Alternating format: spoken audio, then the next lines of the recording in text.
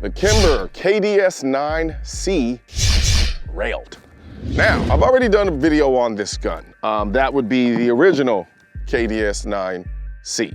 Now, when I first did the video on this gun, a lot of you in the comment sections were like, why didn't they do this with the rail? This is a fail. No rail, this is a fail. And I agree with you on the why didn't they do this with a rail. I don't necessarily consider it a fail. And you know who else doesn't consider it a fail? Peter. Peter saw it and he saw, I brought this bad boy out, and Peter's like, I don't know. I really like this one. It just, you know, it just makes me feel some type of way, like really funny on the inside. And I like it. It's like a warm blanket. Peter doesn't really talk like that. Yeah, I don't really talk like that. Yeah, whatever. But Peter actually preferred this silhouette. He likes the gun aesthetically the way it looks without the rail. Me personally, I like it with the rail. Now, Kimber is always known for making very pretty guns. Not uber sexy, not super cool, but pretty. Like the design language is very pretty. Like I call them the barbecue guns. They're the guns where you're gonna go to a barbecue and you're gonna carry outside the waistband, and you want a gun that you're gonna show off because it's pretty.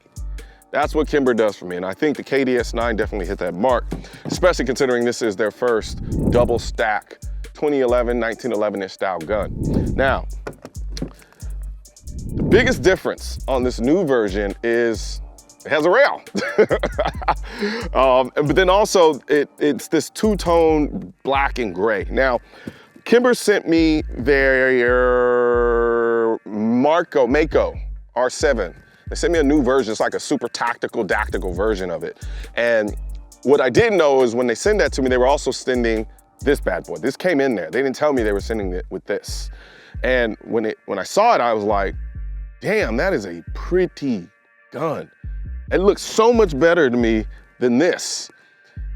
I love the two-tone. The two-tone to me is just, ooh. I don't know what it is, it just works. And we all know how much I love black. Before you finish watching this video, a word from our sponsor. Have you ever thought about making a living in the firearms industry?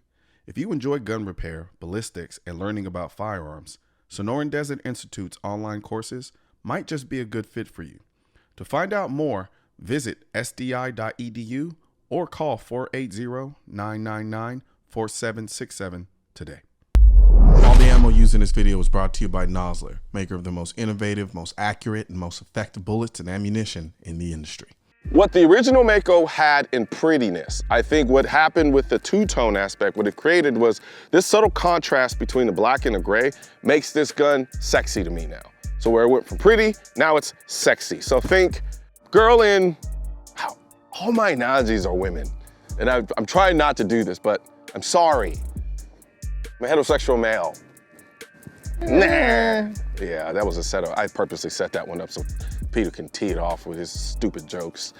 But I genuinely really think this gun has become sexy now with an added level of cool because of the rail. The rail always kind of adds a certain tacticalness that you won't get from a gun that doesn't have a rail. So now it kind of fills in the kind of softness that you got with all of these lines. I mean, you gotta think about it. You have these kind of arrow-esque lines on the slide here, at the top here, and then you have all of these crazy lines going on here, which looks like somebody just gave a child an Etch-a-Sketch and said, design a grip panel. That's what that looks like, but it works. And then of course you have the front texturing here, and then some of it here on the back. And when you take all of that, and then you add in the rail, it just gives it that uber masculinity, so to speak. And then even the fluting in the barrel. Like look, you see that flute? It's pretty, there's a lot going on with this gun, but it works. Sometimes guns that are too busy just look too busy. Sometimes guns that are too busy look too busy, but you kind of like it. It just kind of does it for you. But not for Peter. Peter likes the boring one without the rail on it.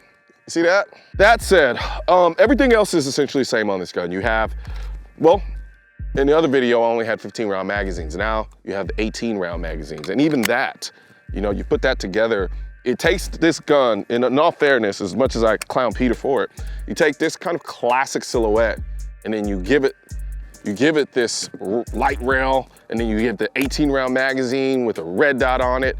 It beefs it up quite a bit and turns it in, puts it in a tactical space. Now, I said in the video when I did it originally on this gun, I was like, for those people who are in love with Kimbers, who love the Kimber brand and want to stay Kimber when it comes to anything double stack, for them, this to me is a very perfect size, first of all, in terms of versatility, right? The ability to use this as a concealed carry gun because it is so light. It is aluminum, but it's one of the lighter feeling aluminum guns that I've felt. Like, it's crazy because you see this visually and you think this gun's gonna be really heavy. It's not really heavy at all.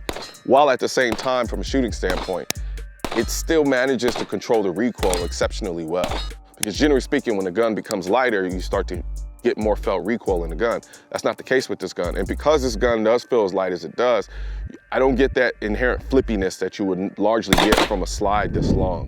Size-wise, it can do the duty of being a concealed carry gun if you wanted to run with, let's say for instance, a 15-round magazine. So that gives you flush, run it with 15-round mag and you can still carry it perfectly. Then you'll come home, now you have 18 rounds or 18 plus 1. You can do, yeah, you're squared away, good to go as far as home defense. And then on top of that, you have your red dot, and then of course now you have your rail where you can put your light.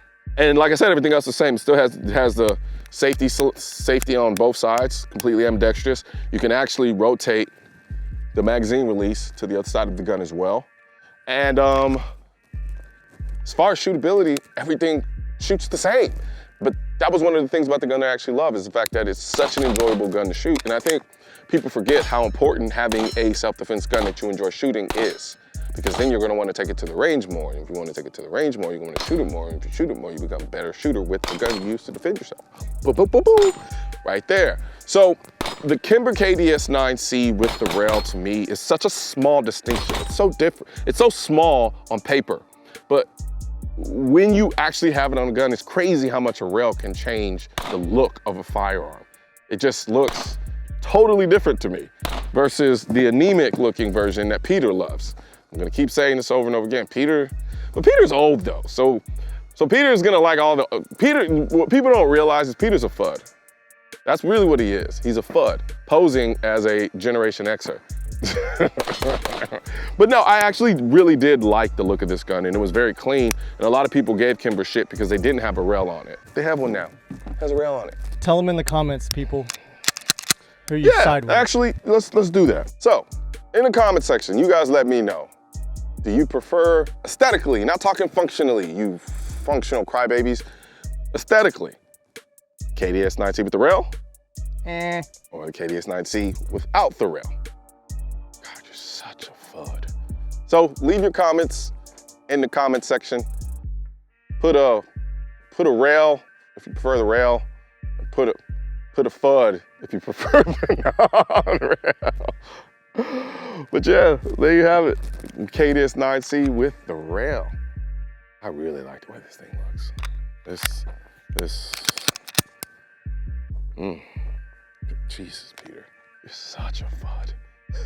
Right now, shop.mrcolionnoir.com. We just released our new Stanley style water tumblers or coffee tumblers or whatever you want to put in it, because this keeps your cold drinks cold for 24 hours and your hot drinks hot for 12 hours. On top of that, you get your straw, but even better, you can make it leak proof. But the best thing about it is you can actually put any of the designs, the 2A designs that I have at shop.mrcolionnoir.com on your tumbler. So now you have a better looking tumbler with better functionality. And yeah, so head over to shop.mrcolionnoir.com or hit the link in the description section and grab your Pro 2A tumbler today. Guns aren't political. That's why I need your help getting this message to spread on YouTube by clicking the thumbs up button, leaving a comment to let me know what you think of the video, then subscribing to the channel. But most importantly, click that bell symbol. For products featured in this video, click the links in the description.